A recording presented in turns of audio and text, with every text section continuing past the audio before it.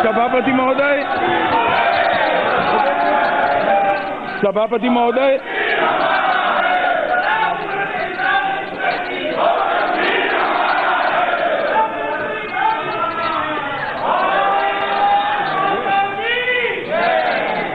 सभापति महोदय, मैं सदन के सभी सदस्यों का मन का भाव समझ रहा हूं। कुछ औचित्य भंग भी होता होगा ये आनंद की अभिव्यक्ति से, मगर 70 साल से जो टीस कि कश्मीर भारत का अंग है या नहीं है, संविधान के अंदर इसकी बड़ी क्लैरिटी है, मगर जनमानस के अंदर, दुनिया के अंदर एक संशय था। और मैं आज बधाई देना चाहता हूं प्रधानमंत्री जी को कि उनके साहस के कारण आज ये कलंक हम पे जा रहा है। धारा 370, सभापति महोदय भाषण हुए, धारा 370 भारत को कश्मीर से जोड़ती है। धारा 370 भारत को कश्मीर से नहीं जोड़ती है, धारा 370 भारत और कश्मीर को जोड़ने से रोकती है। और आज वो रुकावट, ये सदन का अगर आदेश प्राप्त होता है तो आज ये रुकावट हमेशा के लिए दूर हो जाएगी। सभापति महोदय, मैंने बहुत सारे लोगों को सुना, ओवैसी साहब और एक दो लोगों के अलावे किसी ने विरोध धारा 370 हटाने का नहीं किया है। स्पष्टता से धारा 370 वो भी चाहते हैं न हटे, मगर साहस नहीं है कहने का, साहस नहीं है। और वो भी चाहते हैं धारा 370 हटे, मगर वोट बैंक बीच में आती है कि हमारी वोट बैंक क्या सोचेगी। मैं बताना चाहता हूं सभापति महोदय कि धारा 370 आज इस सदन के आशीर्वाद से समाप्त हो जाएगी और ये क्षण देश के इतिहास में सुवर्ण अक्षर से लिखा जाएगा। और मैं आज फिर से एक बार मेरे नेता और देश के प्रधानमंत्री की दृढ़ राजनीतिक इच्छा शक्ति को सत सत नमन करना चाहता हूं। जिस दृढ़ राजनीतिक इच्छा शक्ति के साथ उन्होंने साहस का परिचय दिया और धारा 370 को हमेशा के लिए खत्म कर दिया। सभापति महोदय, मेरी बात धारा 370 की बाद में करूंगा। पहले काफी सारे सदस्यों ने हिस्सा लेते हुए कुछ चीजों के बारे में जानना चाहा है, कुछ मुद्दे भी उपस्थित किए, इसका मैं सबसे पहले जवाब दूंगा। काफी सारे विपक्ष के सभ्यों ने कहा है, सम्मानीय सदस्यों ने कहा है कि ये यूटी हमेशा के लिए है या क्या, यूटी क्यों बनाई है, यूटी कब तक रहेगी। मनीष तिवारी जी ने कहा, बहन सुप्रिया सुले ने कहा, अधीर रंजन जी ने भी कहा। मैं मगर स्पष्ट करना चाहता हूं इस सदस्य के माध्यम से पूरे देश के सामने और विशेषकर घाटी के लोगों के सामने, जम्मू के लोगों के सामने, कि जहां तक यूटी का सवाल है, परिस्थिति सामान्य होते ही उचित समय पर पूर्ण राज्य का दर्जा देने में इस सरकार को कोई आपत्ति नहीं। और मैं आगे भी कहना चाहता हूं, मान्यवर, एक मुद्दा उठाया गया कि पाक ऑक्यूपाई कश्मीर दे दिया। पाक ऑक्यूपाई कश्मीर भारतीय जनता पार्टी की सरकार और देश के प्रधानमंत्री नरेंद्र मोदी कभी दे ही नहीं सकते। आज भी पाक ऑक्यूपाई कश्मीर की 24 सीटें हमारा हिस्सा रहने वाली है और पाक ऑक्यूपाई कश्मीर पर हमारा दावा इतना ही मजबूत है जितना पहले था। माननीय अध्यक्ष जी, आपके माध्यम से मैं अधीर रंजन चौधरी जी ने एक और सवाल उठाया कि 370 गई तो अब क्या 300 नहीं। अधीर रंजन चौधरी जी ने एक और सवाल उठाया कि यूएन में है, आप कैसे कर सकते हो। मैंने उनसे स्पष्टता मांगी।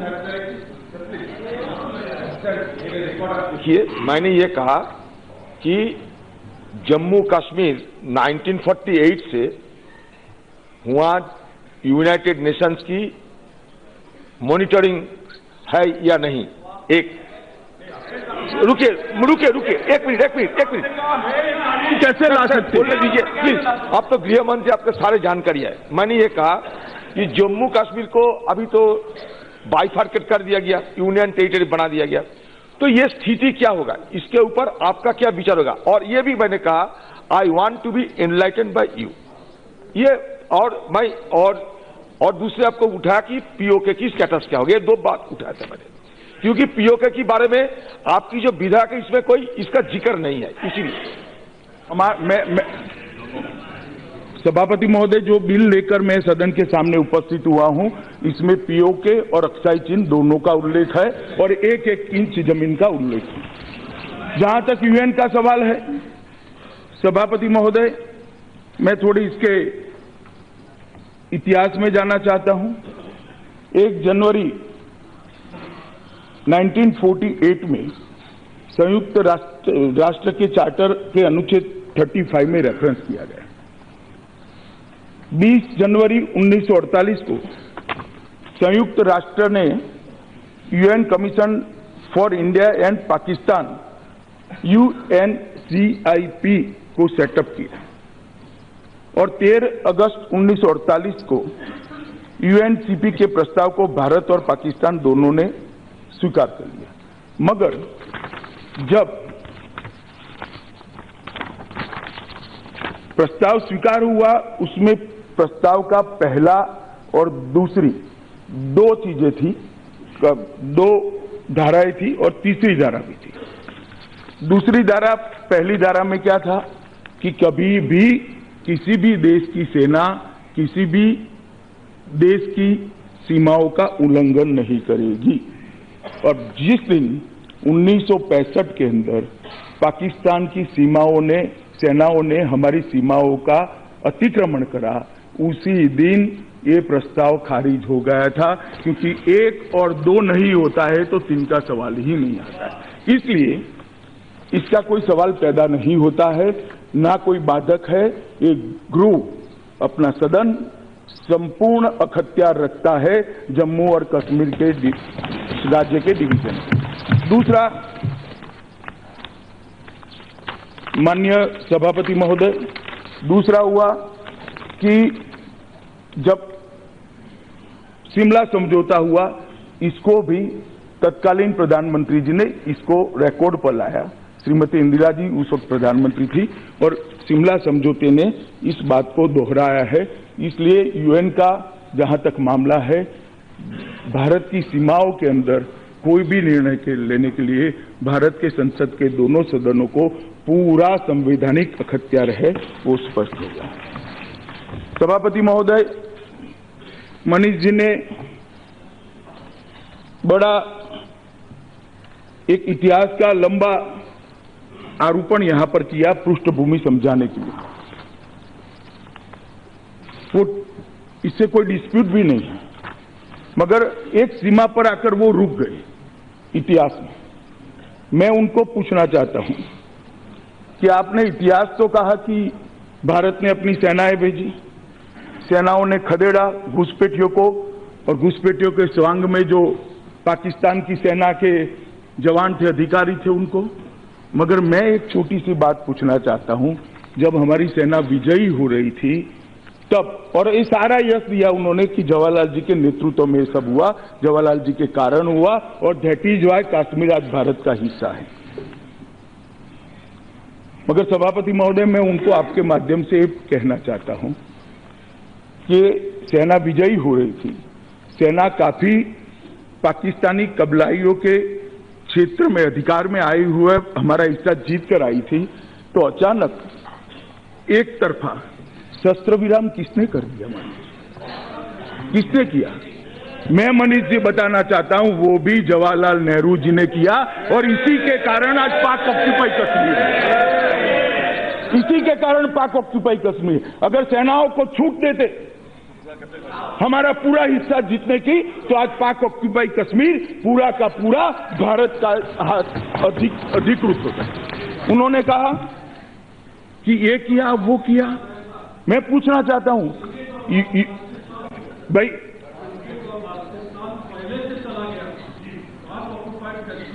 बाद में नहीं, ठीक है, 47 में गिलगिट और बाल्टिस्तान मेजर ब्राउन उसको दे दिए। मैं पाक ऑक्यूपाई कश्मीर की ही बात कर रहा हूं अभी, क्योंकि इन्होंने पाक ऑक्यूपाई कश्मीर का रेफरेंस दिया था। बाद में यूएन का रेफरेंस किया अधीर रंजन जी ने। यूएन में ले कौन गया? कौन ले गया?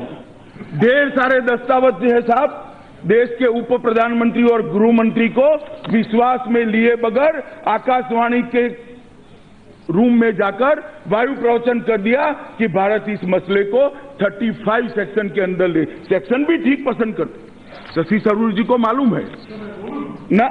ना मत बोलिए, अब आप बोल रही भैया, आप बोल रही है।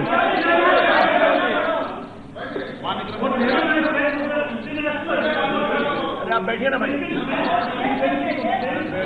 आप बैठिए, मैं जवाब देता हूं। भाई आप बैठिए तो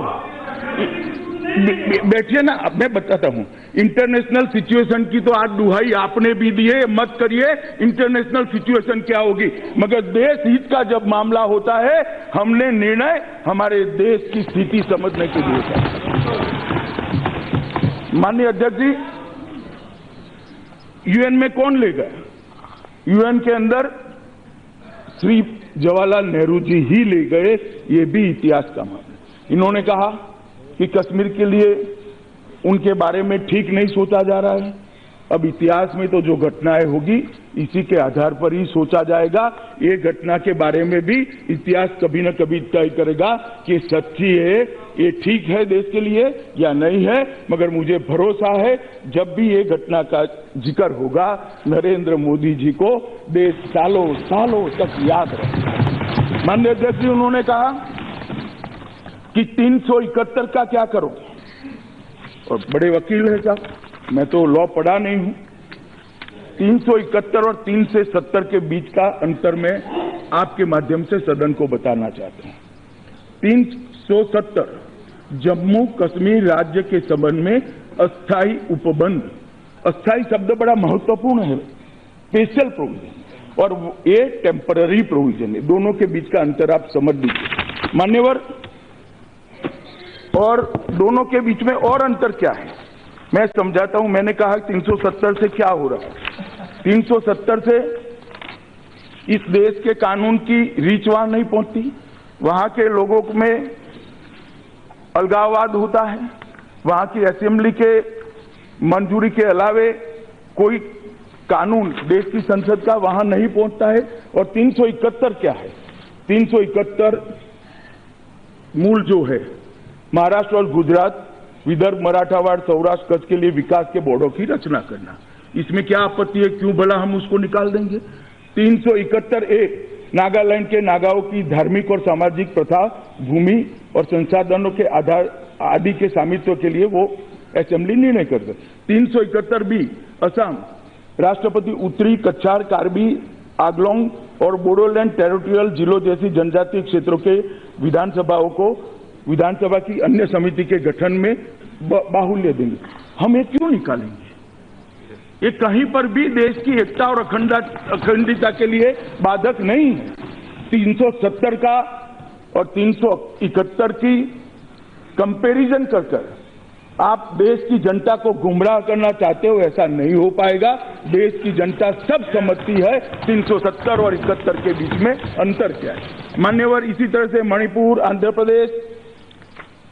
आंध्र प्रदेश का विश्वविद्यालय, सिक्किम, मिजोरम, अरुणाचल प्रदेश और कर्नाटक, ये सारे राज्यों की कुछ बेसिक समस्याओं को सुलझाने के लिए 371 से 371J तक अलग अलग अनुच्छेद लाए गए हैं।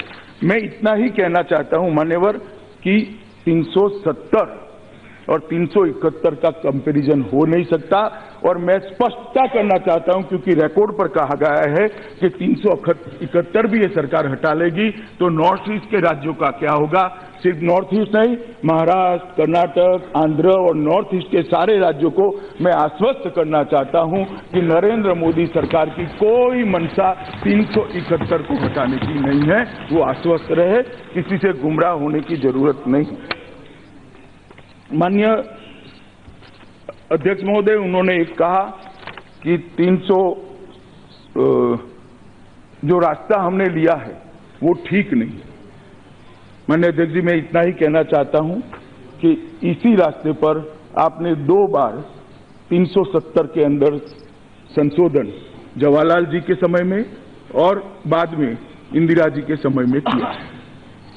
उस वक्त वो रास्ता ठीक था, और हम जब समस्या को निर्मूल करने के लिए जा रहे हैं तब रास्ता ठीक नहीं लगता है।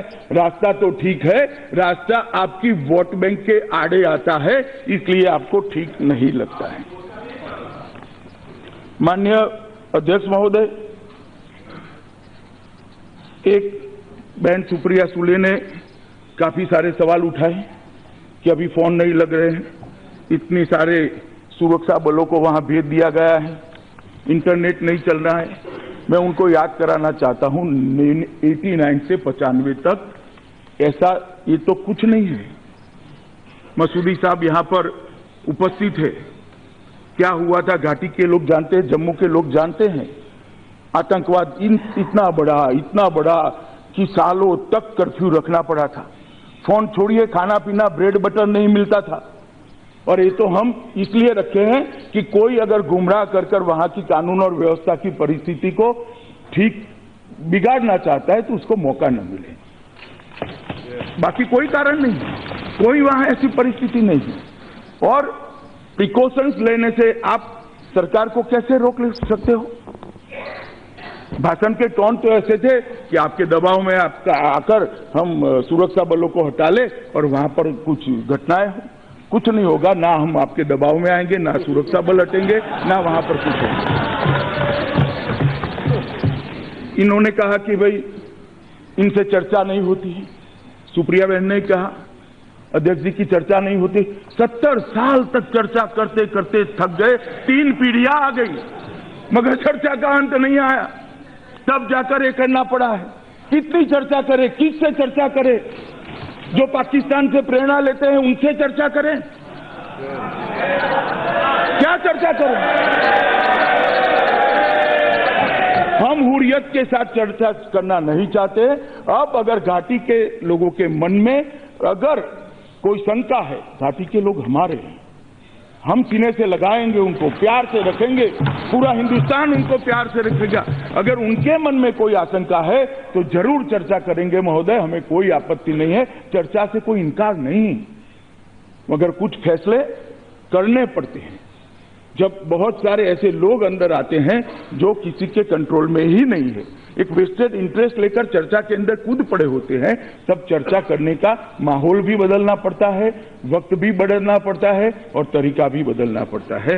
और घाटी के लोगों के लिए जहां तक चर्चा करने का सवाल है, मैं आप सभी को आश्वस्त करना चाहता हूं, घाटी की जनता से हम जितनी जरूर पड़ेगी इतनी चर्चा इनके हर शक और शुबह को दूर करने के लिए करेंगे और हमारे कामों से भी, हमारे निर्णयों से भी उनको आश्वस्त करा देंगे कि जम्मू कश्मीर बाकी सारे राज्यों से हमारे लिए महत्वपूर्ण इसलिए है कि जम्मू कश्मीर ने दर्द को सहा है। नवासी से लेकर 2019 तक 41,500 से ज्यादा लोग मारे गए हैं। इसलिए हमें कोई उनको विशेष कुछ सरकार ने देना भी पड़ा तो हमें कोई आपत्ति नहीं है। प्यार से बात कर उनके विकास के लिए जो करना है वो 100 कहेंगे तो हम 110 तक जाने के लिए तैयार है। मोदी जी का दिल बड़ा है। मोदी जी ने पहली सरकार में भी 1.25 लाख करोड़ रुपए का पैकेज दिया था, जिसमें 80,000 करोड़ रुपया खर्च हो चुका है। मैं बताऊंगा आगे कि क्या क्या हुआ है। आपने कहा कि आप एक और नागा अकॉर्ड करने जा रहे हो और दूसरी और 370 हटा रहे हो। मैं स्पष्टता कर दूं, नागा अकॉर्ड और 370 के बीच में दूर दूर तक कोई रिलेशन नहीं है। कोई ऐसा ब्लंडर जो पास्ट में हुआ था वो हम नहीं करेंगे, इसमें हमें कोई आपत्ति, कोई रिलेशन नहीं है। आप इसमें मन में आश्वस्त रहिए।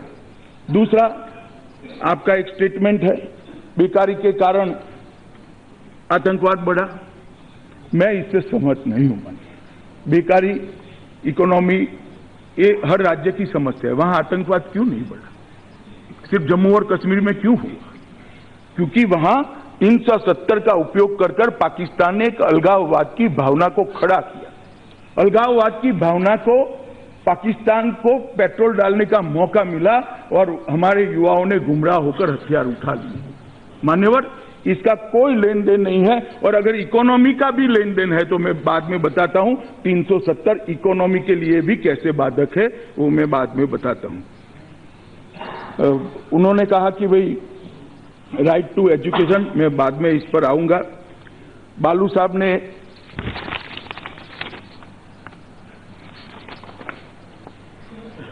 एक आंध्र असेंबली का कि हमने इनसे चर्चा करी थी, हमने इनसे चर्चा करी थी, हमने इनसे चर्चा करी थी, मनीष तिवारी जी बार बार बोले।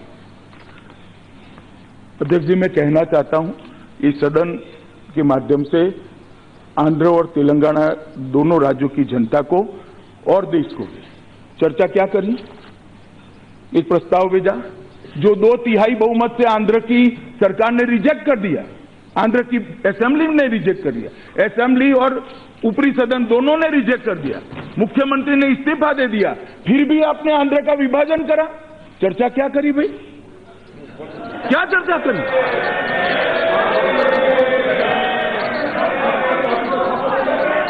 यहाँ से लोग नहीं, आप बैठे ना, मैं बताता हूं। सवाल मेरी पार्टी की सहमति की या असहमति का नहीं है। एक मिनट भाई, एक मिनट, मुझे सुनेंगे या नहीं सुनेंगे? आप मुझे सुनेंगे या नहीं सुनेंगे? मैं वो विभाजन पर जाता ही नहीं, उचित था या नहीं था। मनीष जी ने प्रक्रिया का सवाल उठाया, आप पहले तत्व को पकड़िए। उन्होंने प्रक्रिया का सवाल उठाया कि स्थानीय लोगों से चर्चा की। अब स्थानीय असेंबली और स्थानीय अपर हाउस की तो मंशा थी कि डिवीजन न हो, फिर आपने क्यों करा? और आपने करा तो हमें क्यों टोक रहे हो भैया? आप बताओ जरा। और कैसे करा था? हम तो बैठकर आमने सामने ठंडे दिमाग से आपसे चर्चा कर रहे थे। सदन के दरवाजे बंद कर दिए गए, टिंगा टोली कर उठाकर मार्शलों ने सांसदों को बाहर फेंक दिया। काला दिन आज नहीं है, काला दिन वो था जिस दिन संसद की प्रणयता आपने बंद किया। मैं अभी भी कहता हूं, मैं आंध्र के डिवीजन या करना चाहिए या नहीं करना चाहिए उसके पक्ष में नहीं हूं। मैं इस मुद्दे पर नहीं हूं, मैं प्रक्रिया के मुद्दे पर हूं। मैं प्रक्रिया का वर्णन कर रहा हूं। मनीष जी ने सवाल उठाया था, इसलिए मैं इसको कहता हूं। उन्होंने कहा रातों रात आपने एक राज्य को 2 यूटी में बांट दिया, आज से अभी 2 यूटी है। 1975 में पूरे देश को इमरजेंसी डालकर आपने यूटी बना दिया था। हमें मत समझाइए, 1975 में पूरे देश को यूटी बना दिया था। और मान्यवर, मैं इतना ही कहना चाहता हूं, मैं फिर से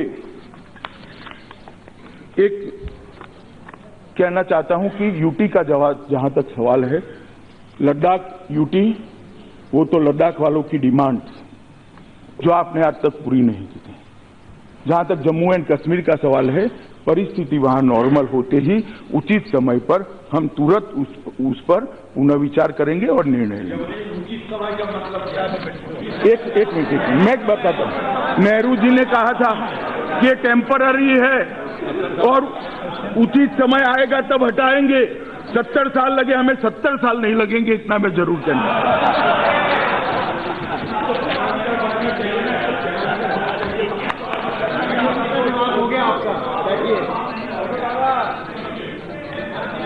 माननीय सभापति महोदय, सदन के सीनियर सदस्य श्रीमान बालू जी ने एक सवाल उठाया कि Sampat Prakash versus state of Jammu Kashmir के अंदर के जजमेंट के तहत ये जो बिल लेकर, संकल्प लेकर मैं आया हूं, ये अनकॉन्स्टिट्यूशनल है। Sampat Prakash versus state of Jammu Kashmir, उसमें दलील क्या थी? इसके अंदर दलील ये थी कि आर्टिकल 373 अस्तित्व में ही नहीं रहता है, क्योंकि जैसे ही जम्मू एंड कश्मीर की कॉन्स्टिट्यूएंट असेंबली का अस्तित्व समाप्त हो जाता है, आर्टिकल 373 का अस्तित्व समाप्त हो जाता है। ये जजमेंट मेरे पक्ष में है बालू साहब।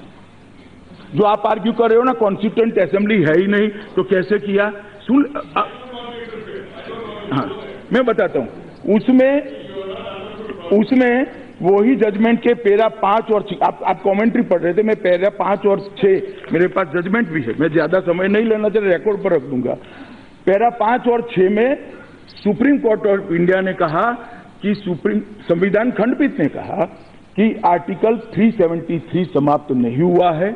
आर्टिकल 373 पूर्णतया आज भी हमारे संविधान का हिस्सा है। और मैं आपके माध्यम से सभी सदस्यों को कहना चाहता हूं, एक दलील ये आई कि आर्टिकल 371D उसका व्याप इतना नहीं है, एक लिमिटेड उपयोग है। AIR 1961 SC 1519 ये भी संविधान खंडपीठ है, उसने क्या, there is no reason to limit the word modification as use in article 371 only to some modification as do not make any such modification legislator can make any radical transformation। आप कुछ भी कर सकते हो, ये भी सुप्रीम कोर्ट ने तय किया है। इसके साथ उन्होंने कहा कि भाई वहां अब उपराज्यपाल चलाएंगे, उसके सलाहकार चलाएंगे। मैं सिर्फ आपको रिकॉर्ड ठीक रहे इसलिए कहना चाहता हूं कि वहां हमने असेंबली का प्रोविजन किया है।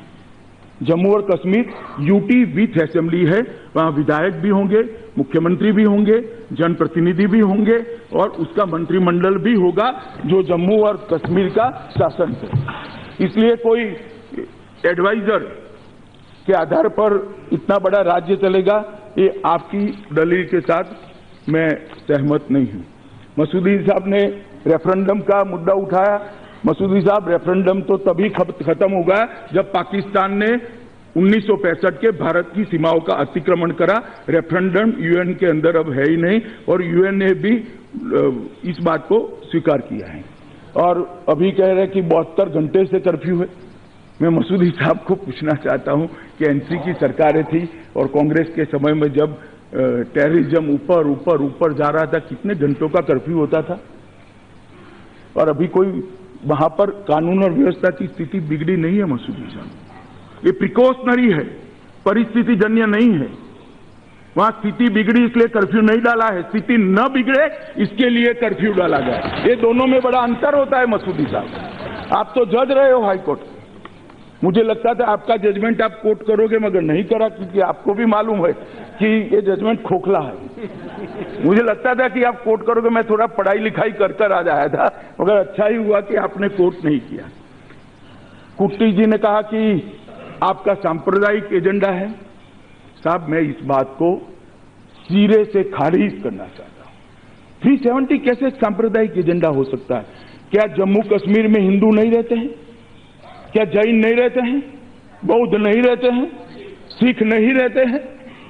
कैसे सांप्रदायिक एजेंडा हो सकता है? किसको एड्रेस कर रहे हो आप कुट्टी साहब? किसको एड्रेस कर रहे हो आप? मुझे समझाइए तो जरा। जम्मू कश्मीर के लिए गया बनाया गया कानून कैसे सांप्रदायिक दिखेगा? क्या वहां पर सिर्फ मुसलमान रहते हैं? माइनॉरिटी को दबा रहे हो, माइनॉरिटी वहां जैन भी है, सिख भी है और माइनॉरिटी कमीशन वहां स्वीकार न कर 370 ने माइनॉरिटी के साथ अन्याय किया है। आज वहां माइनॉरिटी कमीशन नहीं है और 370 के कारण नहीं है। कुट्टी साहब, आप भाषण यहां दे रहे थे, भाषण जम्मू कश्मीर के लिए दे रहे थे और एड्रेस कहीं और कर रहे थे। उन्होंने कहा कि जम्मू को बांटना कंसेंट के अलावे ठीक नहीं। मैंने सुबह ही बहुत विस्तार से इस संविधान की किस धाराओं के तहत हमने किया है और ये अधिकार कहां से प्राप्त होता है सदन के सामने रखा है, इसलिए मैं उसको रिपीट करना नहीं चाहता। शशि थरूर जी ने कहा कि सिक्योरिटी का चिंता हो रहा है। थरूर साहब, 1989 से लेकर आज तक 41,500 लोग मारे गए हैं, यही रास्ते पर मारे गए हैं। मैं आप सबको हृदय से पूछना चाहता हूं, अभी भी वही रास्ते पर चलना है? 41,900 लोग मारे गए हम दूसरा रास्ता भी नहीं सोचेंगे, दूसरे रास्ते के शांति आए इसका प्रयास भी नहीं करेंगे, घाटी को लोगों की खुशहाली के लिए काम नहीं करेंगे। 70 साल इसी रास्ते पर चले जिसका आप आग्रह कर रहे हो। क्या परिणाम आया, मैं पूछना चाहता हूं, क्या परिणाम आया? 41,500 लोग, 500 से ज्यादा लोग मारे गए। कौन जिम्मेदार है? ये रास्ता नहीं है, मैं व्यक्ति का नाम नहीं देता, ये रास्ता जिम्मेदार नहीं है। कभी तो अलग हट के सोचना पड़ेगा। कब तक हम वोट बैंक की राजनीति करते रहेंगे? कब तक जो आइडियोलॉजी को हम स्वीकारते हैं वो आइडियोलॉजी के आधार पर ही हर चीज को सोचेंगे? देश हित की सोच करनी पड़ेगी, घाटी के युवाओं की सोच करनी पड़ेगी। लद्दाख क्षेत्र के मेरे एक युवा साथी ने आज बहुत जोश के साथ हमारे सांसद ने भाषण दिया, मैं उसको बधाई देना चाहता हूं।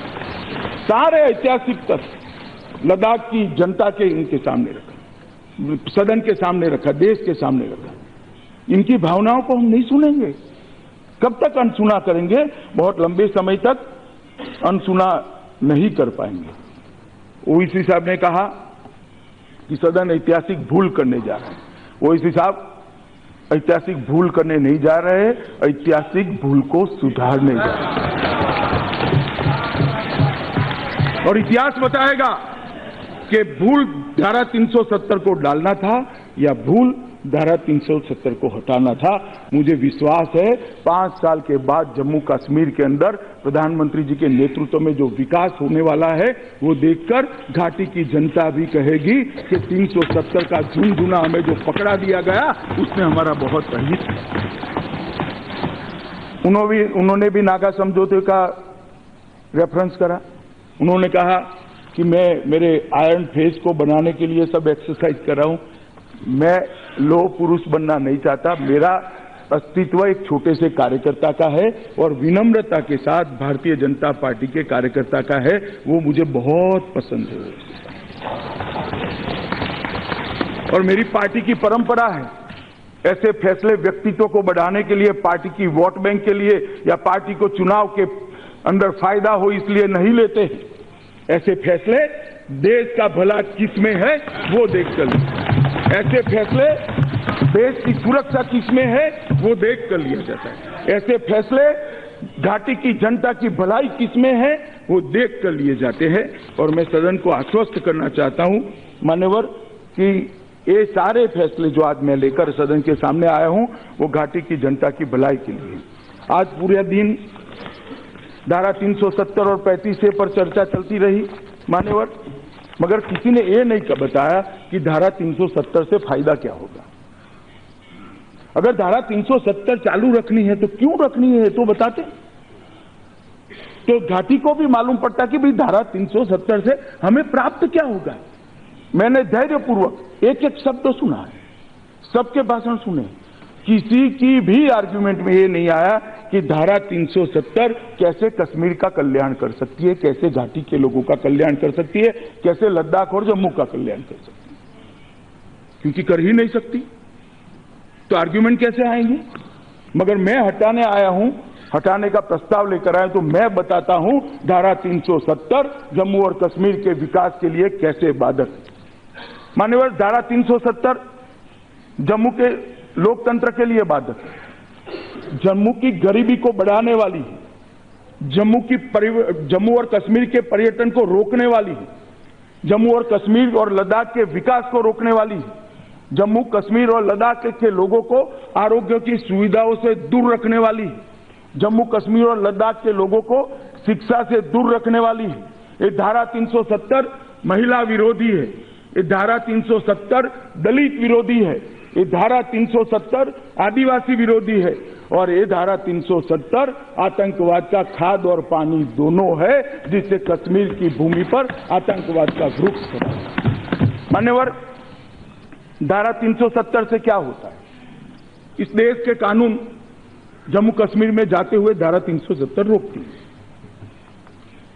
अगर सब कानून जो देश की जनता ने पारित किए हैं वो देश की भलाई के लिए किए, चाहे वो कांग्रेस की सरकार ने करे हो, बीजेपी की सरकार ने करे हो या कोई अन्य सरकार ने करे हो, ये संसद जो कानून प्रसार करता है वो तो देश की रिक्वायरमेंट को समझकर, देश की जनता की भलाई को समझकर करता है।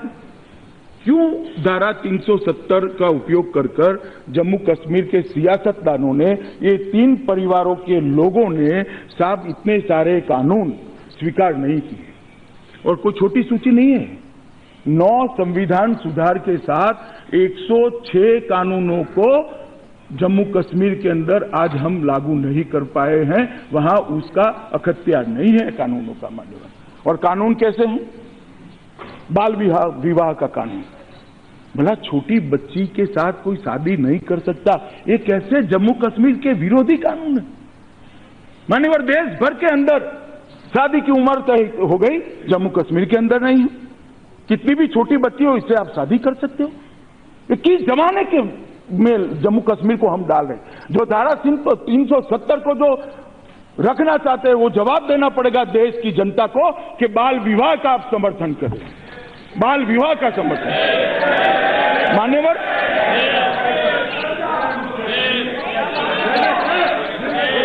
मान्यवर, मेरी बात लंबी है, भी मुझे बोलने का मौका दिया जाए।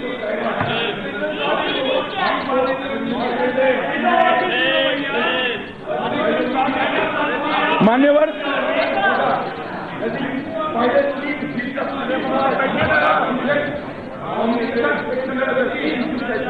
अरे वो छोड़ो ना भाई, मैं बाल विवाह की बात कर रहा हूं।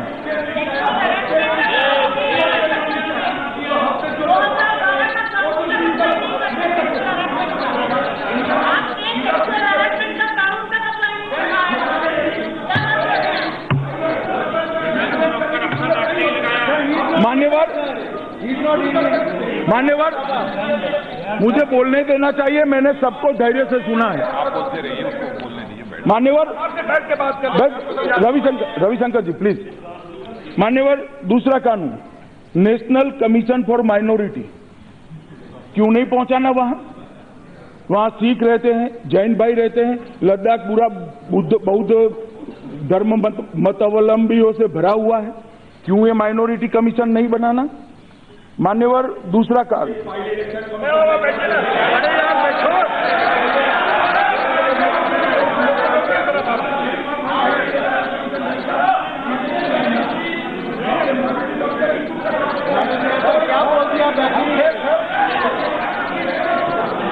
मान्यवर, मान्यवर, ध्यान से सुनते रहना। मान्यवर, बाल विवाह, नेशनल कमीशन फॉर माइनॉरिटी, देखो जितना टोकोगे हर बार मैं लिस्ट पढ़ूंगा और देश की जनता सुनेगी, इसलिए मुझे बोल देने दो, फास्ट कुछ सुनने में निकल जाएगा।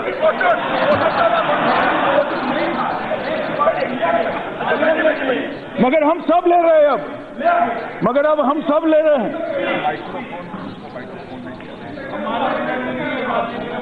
माननीय अध्यक्ष जी, उसके बाद राइट टू एजुकेशन, 6 और 14 साल के बच्चों को पढ़ने का अधिकार इस देश की संसद ने दिया है और देश भर को यह अधिकार है कि बच्चे का अधिकार है राज्य से मांग करे, मैं जब तक 14 साल का होता हूं मेरे शिक्षा दीक्षा का व्यवस्था करें।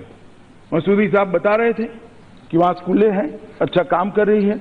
मैं बताना चाहता हूं मान्यवर, पढ़ाई लिखाई हो रही है और पढ़ाई लिखाई का मेरा अधिकार है। 2 चीजों में मूलभूत अंतर है। देश के सभी बच्चों को, 6 से 14 साल के बच्चों को अधिकार है, जम्मू कश्मीर के बच्चों को नहीं। ये 370 मान्यवर, नेशनल काउंसिल फॉर, अब बैठ जाइए मसूरी साहब, नहीं बचाव कर पाओगे, कुछ नहीं है, खोखला है सब।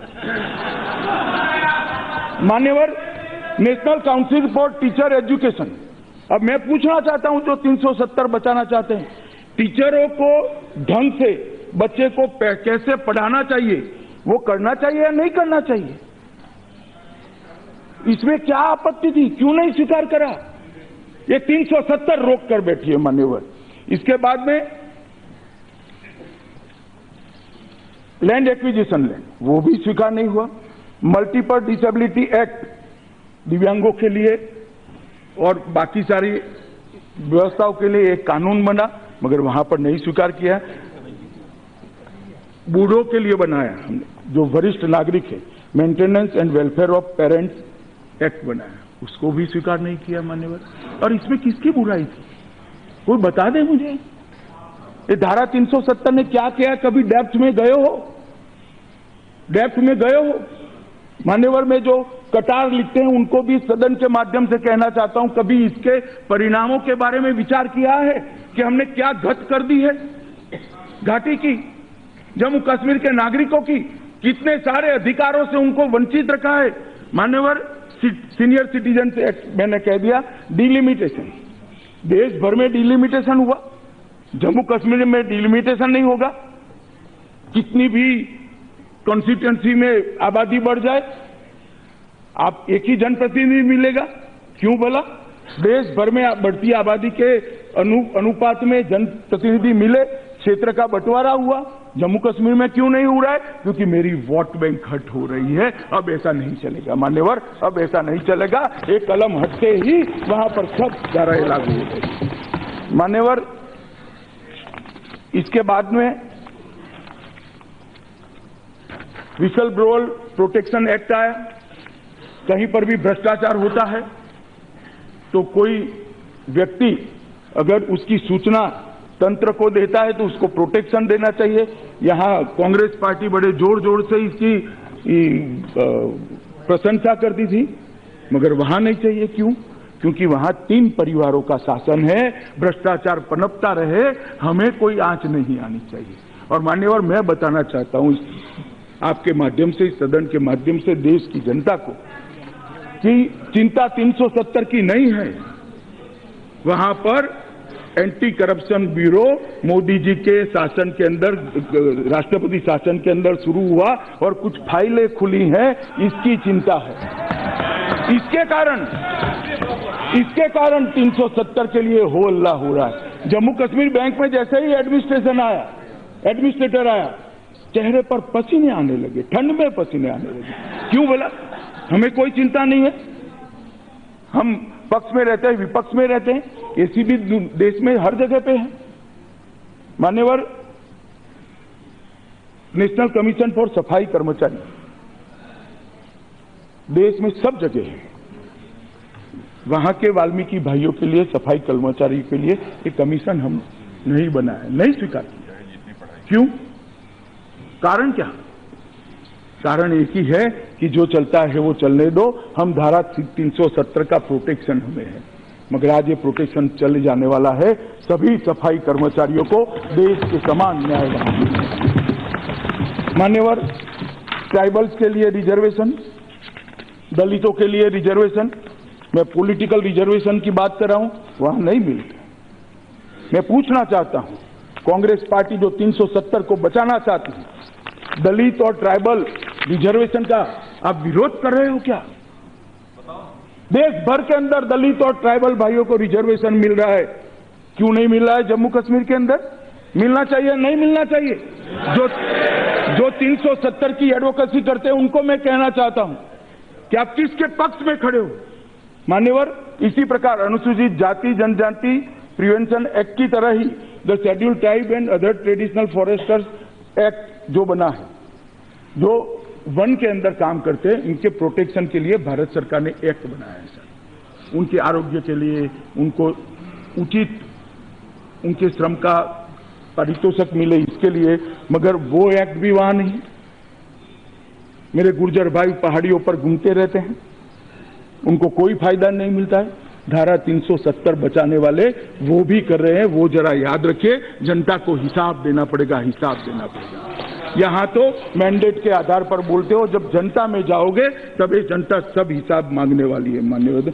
और बहुत सारे सेंट्रल एक्ट से मान्यवर, जिसके माध्यम से जम्मू कश्मीर के विकास को रोका गया है, जम्मू कश्मीर के लोगों की भलाई को रोका है। और सबसे बड़ी बात, 370 का उपयोग कर जम्मू कश्मीर के लोकतंत्र का गला घोटा गया है। 70 साल तक ये 3 परिवारों ने अपनी पकड़ बनाई जम्मू कश्मीर पर। 73 और 74वां संशोधन जम्मू कश्मीर में क्यों नहीं आए? कौन लेकर आए थे? स्वर्गीय राजीव गांधी लेकर आए थे। मगर फिर भी हम नहीं करेंगे क्योंकि हमारी वोट बैंक वहां हट हो रही है। साहब, आज मैं तो धन्यवाद देना चाहता हूं नरेंद्र मोदी की इच्छा शक्ति को। राष्ट्रपति शासन आते ही हमने वहां पर पंचायत चुना और कुछ विधायक, कुछ सांसद, और वो भी क्या, विधायक सांसद भी क्या, ये 3 परिवारों के साथ पावर था। आज जम्मू कश्मीर के अंदर 40,000 पंच सरपंच अपने गांव का विकास का खाका खुद खींच रहे हैं, उनके पास अधिकार है। और 3500 करोड़ रुपया ये पंच सरपंचों को डायरेक्ट भेजने का काम, आरटीजीएस से भेजने का काम नरेंद्र मोदी सरकार ने किया। मान्यवर, ढेर सारी चीजें हैं, मैं बताता हूं लोकतंत्र के अंदर किस प्रकार से इनको रोका है। मान्यवर, गरीबी की बात करते हैं। मान्यवर, ये जो अपने आप को 370 से प्रोटेक्ट कर दिया, जनता को 370 से गुमराह करते रहे, 3 परिवार ही चुनकर आते रहे। तब सुनना है तो मैं बता देता हूं, बाद में आप मुझे रोकना मत। छोड़िए, मैं औचित्य भंग करना नहीं चाहता और वो बताऊंगा तो आपको तिलमिलाहट हो जाएगी। माननीय अध्यक्ष जी, भाई पूरा देश जानता है कौन 3 परिवार है। आप नहीं जानते हो तो कोई बात नहीं, पूरे देश की भाई सब जानते हैं या नहीं जानते हैं? सब जानते हैं कौन 3 परिवार है। मान्यवर,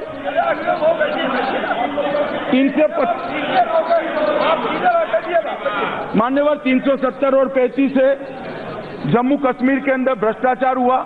पूरा पैसा जो जनता के कल्याण के लिए गया, वहां पर इतना विकास नहीं हुआ जितना विकास होना चाहता था। अभी सब लोग कहेंगे 370 की एडवोकेसी करने वाले कि डेवलपमेंट हुआ है। मैं आंकड़े देना चाहता हूं मान्यवर, 2004 से 2019 तक 2,77,000 करोड़ रुपया भारत सरकार ने जम्मू कश्मीर को दिया है। मगर जम्मू के गांव में जाकर देखिए आज स्थिति क्या है। गांव में जाकर देखिए कितनी गुर्बत है, कितनी गरीबी है, कहां गया है पैसा। ये 370 का उपयोग कर एक शेल्टर बनाकर अथाह भ्रष्टाचार करने का काम वहां के सियासतदानों ने किया। मान्यवर, 2011-12 में भारत में प्रति व्यक्ति भारत सरकार ने 3,683 रुपया एवरेज भेजा, जिसमें जम्मू कश्मीर भी आ जाता है, मगर एवरेज निकाले तो 3,683 प्रति व्यक्ति, 3,683 करोड़ नहीं, 3,683। जम्मू कश्मीर में प्रति व्यक्ति 14,255 करोड़ रुपया भेजा, मगर वहां विकास नहीं हुआ। मान्यवर, 2017-18 में 8,227 करोड़ रुपया भेजा और अब जम्मू कश्मीर में 2017-18 में 27,358 करोड़ रुपया भेजा है। अब जाकर जब राष्ट्रपति शासन आया है तो उनके नसीब में गैस भी आया है, बिजली भी आई है, शौचालय भी आया है, गांव के रोड भी बन रहे हैं और सरपंच और पंच बैठकर गांव के विकास का खाता। इसके लिए उनको 370 नहीं हटानी है मान्यवर, मगर मैं इसके साथ सहमत नहीं सोचता। बेटियों की बात करते थे, महिलाओं की बात करते थे। जम्मू कश्मीर की बेटी अगर कोई भारतीय से शादी करती है मान्यवर, तो उसके बच्चों को अधिकार नहीं है जम्मू कश्मीर के नागरिक बनने का, वहां संपत्ति लेने का। क्यों? क्या गुनाह है उसका? एक ही देश के अंदर 370 का उपयोग कर बेटियों को कहां शादी करनी है इसके लिए बाध्य करोगे? कैसे कर सकते हैं आप? देश आगे बढ़ चुका है, अब ऐसा नहीं चलेगा। जम्मू कश्मीर की बेटी कहीं पर भी शादी करे, उसके बेटे बेटियों को अधिकार नरेंद्र मोदी सरकार से मिल जाए।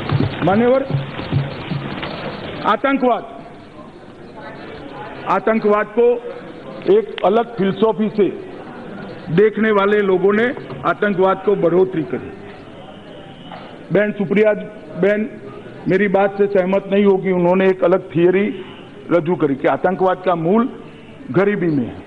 सुप्रिया जी, गरीब देश का वफादार होता है, गरीब कभी भी हाथ में बहुत बढ़िया। मैं मान्यवर आपके माध्यम से बताना चाहता हूं कि आतंकवाद जम्मू कश्मीर के अंदर क्यों बढ़ा। जम्मू कश्मीर के अंदर धारा 370 का अपप्रचार कर वहां पर अलगाववाद और बाकी सारी चीजों को स्वायत्तता की मांग का जहर हर रोज घोला गया जनमानस के लिए। लोगों को ऐसा लगा कि हमें इससे बहुत मिल जाएगा। क्या मिला? कोई हिसाब दे दे जम्मू कश्मीर की जनता को कि क्या मिला आपको? कुछ नहीं मिला गरीबी के अलावे। किसका भला हुआ? ये 3 परिवारों का भला हुआ और किसी का भला नहीं हुआ मान्यवर। ये 3 परिवारों का ही भला हुआ मान्यवर। क्या मिला जम्मू कश्मीर की जनता को? मगर परिणाम क्या हुआ? 1988 के अंदर जनरल जिया-उल हक ने ऑपरेशन टोपैक की शुरुआत की।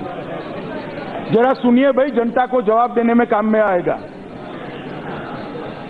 1988 में जिया-उल हक ने ऑपरेशन टोपैक की शुरुआत की मान्यवर।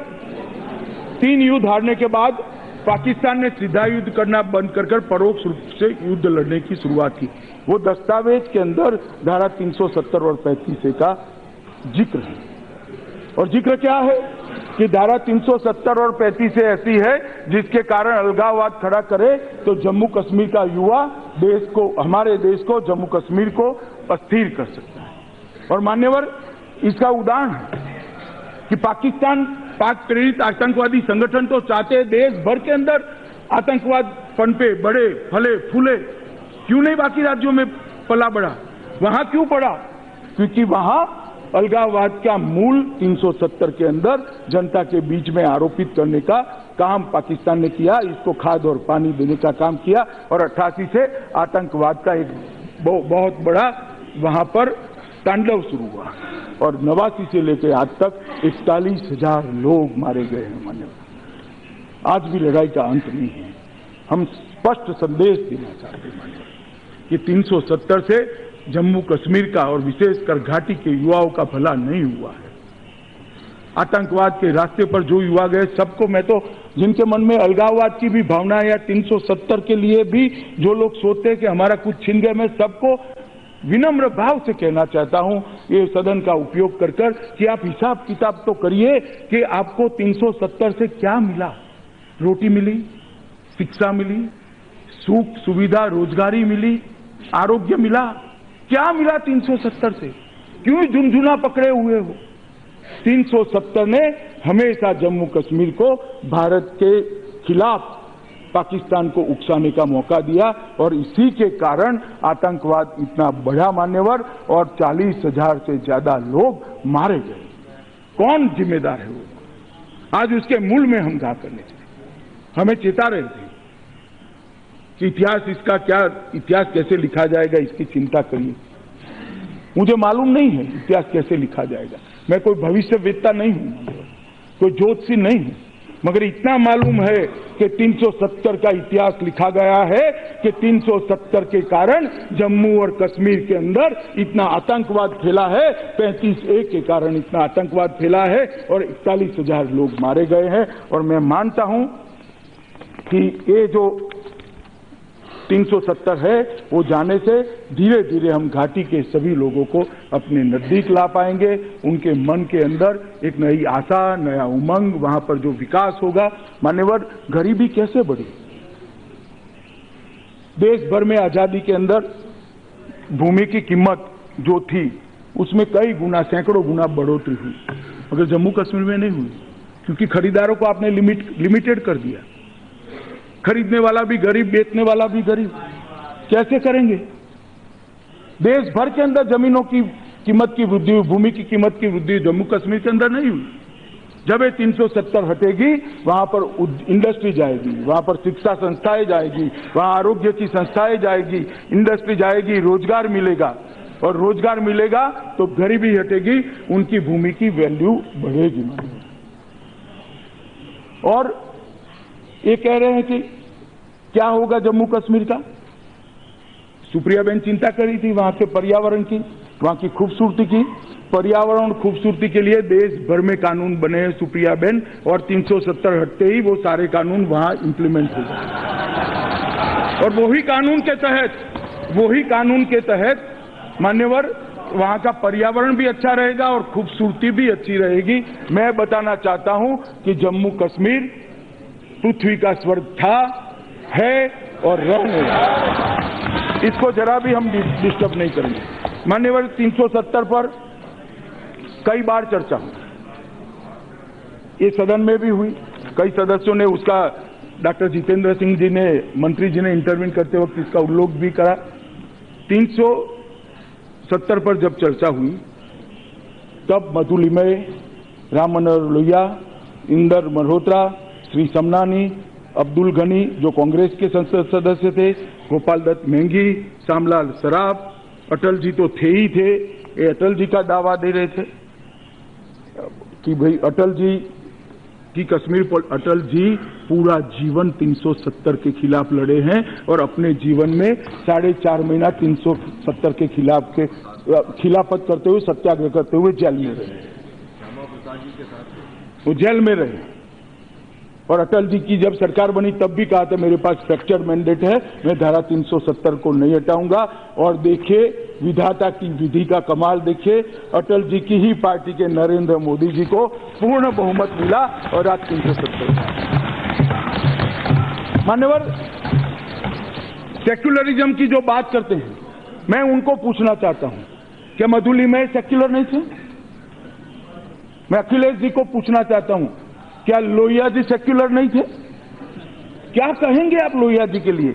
लोहिया जी ने 2.5 घंटा लंबा भाषण इसी सदन में यहां बैठकर खड़े होकर कहा है कि 370 भारत और कश्मीर को अलग करने वाली अनुच्छेद है, उसको तत्काल निकाल देना चाहिए, एक क्षण की भी देर में। नेताजी भी बैठे हैं। मान्यवर अब्दुल गनी जी सेक्युलर नहीं थे, इसका धर्मनिरपेक्षता के साथ कोई लेन देन नहीं है।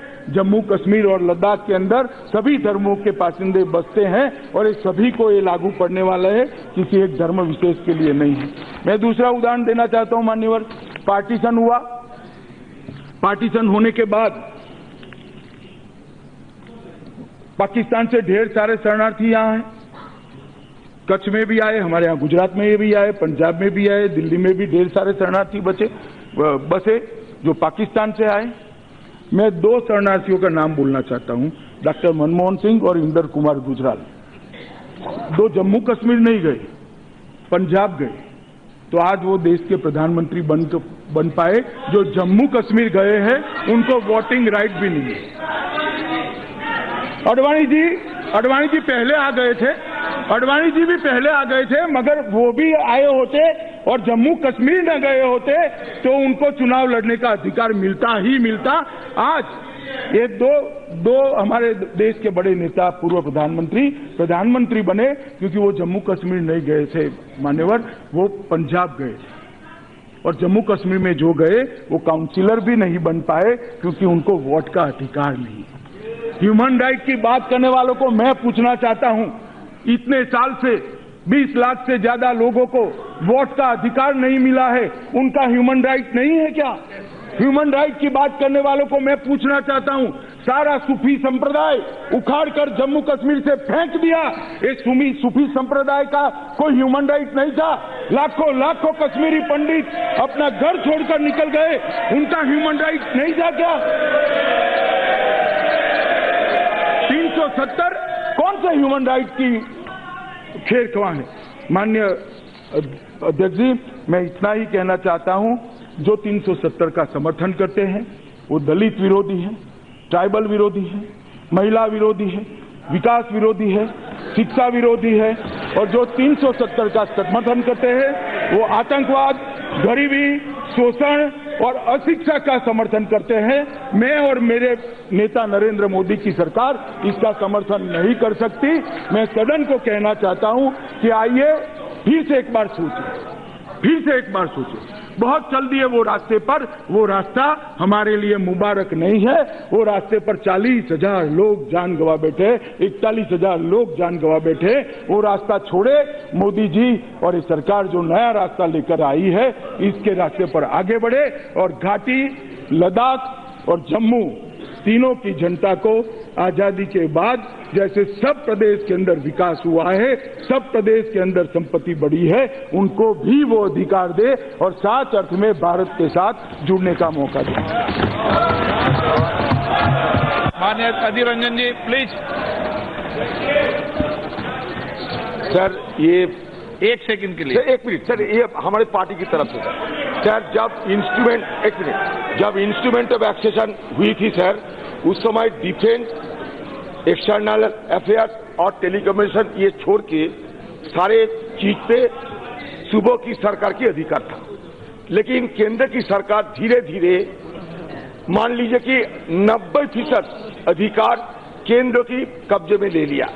तो ये सरकार अगर चाहते थे तो बाकी जिन विषय पे कहते हैं कि हमारे दिक्कत आते थे वो अपने कब्जे में ले सकते थे। इसके लिए 370 की उन्मूलन करना कोई जरूरी नहीं था।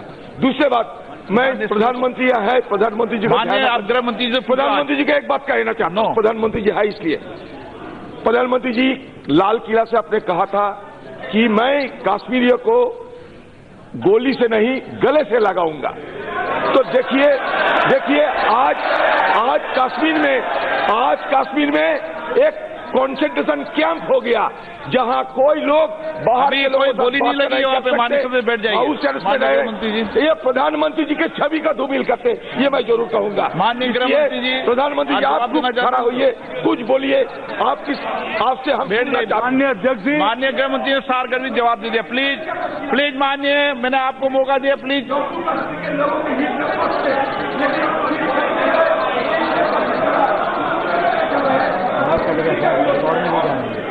माननीय अध्यक्ष जी, देश की जनता क्या चाहती है वो उसकी नब्ज को समझकर लेह लद्दाख, कश्मीर और जम्मू कश्मीर की जनता क्या चाहती है इसकी नब्ज को समझकर ही प्रधानमंत्री जी ने ये फैसला लिया है। माननीय अध्यक्ष जी, ये बिल हम मूव कर रहे हैं और मैं सभी को अपील करता हूं कि ऐतिहासिक काम के अंदर आपका भी साथ दीजिए, आप भी आगे बढ़िए। आइटम नंबर 12 प्रश्न है कि माननीय गृह मंत्री द्वारा प्रस्तुत किया गया सामाजिक संकल्प स्वीकृत किया जाए। जो सदस्य इसके पक्ष में हाँ गए, जो विरोध में ना गए, मेरे विचार में